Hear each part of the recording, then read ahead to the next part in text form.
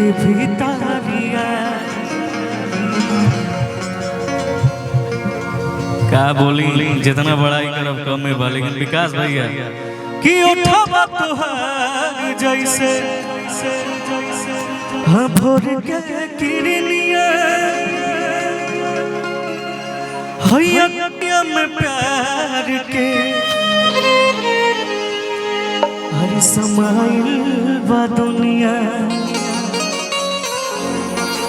बिंदिया बुझाला ऐसे जैसे चंद सजौले बाड़े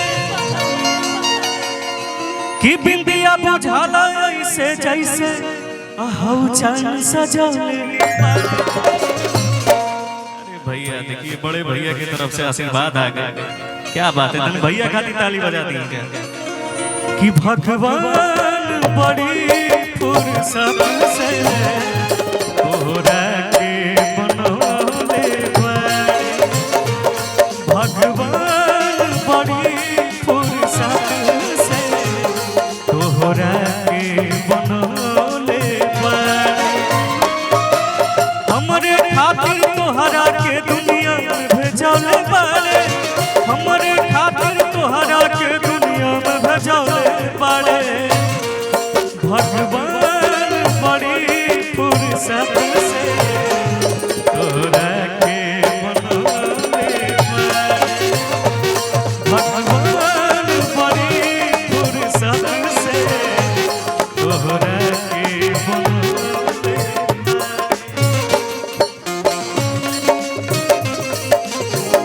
का होई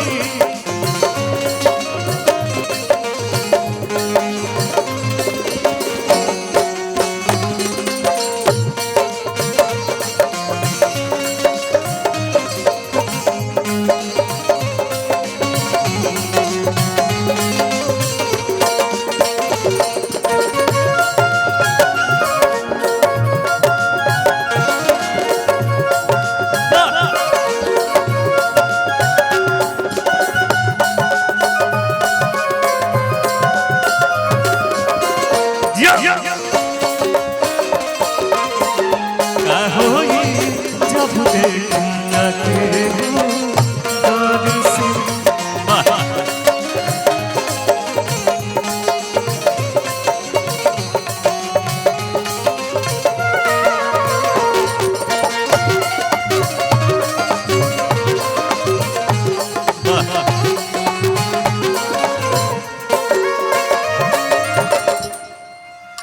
केहू के ईमान रहे हो करा बस में सोरह सिंगर साजा सोरह पारस में।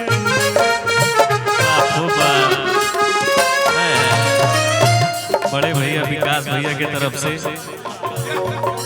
बहुत ही अच्छे म्यूजिक डायरेक्टर, लव यू भाई पवन तिवारी भैया की तरफ से, क्या बात है। केहू के रहे हो करा बस में सोरह सिंगर साजा सोरह पारस में।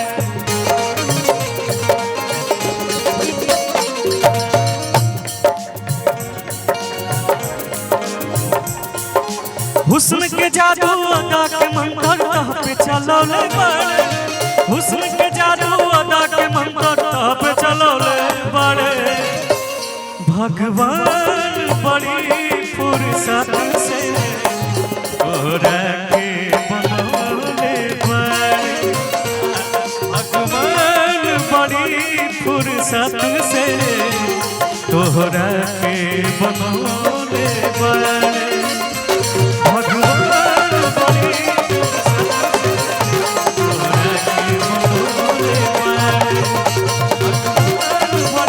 फुर्सत से तोहरा के क्या बात है। एक बार ताली बजा के आशीर्वाद दे देंगे। विनय तिवारी भैया का पर जोरदार तालियां। निश्चित तौर पे आपने जितना अच्छा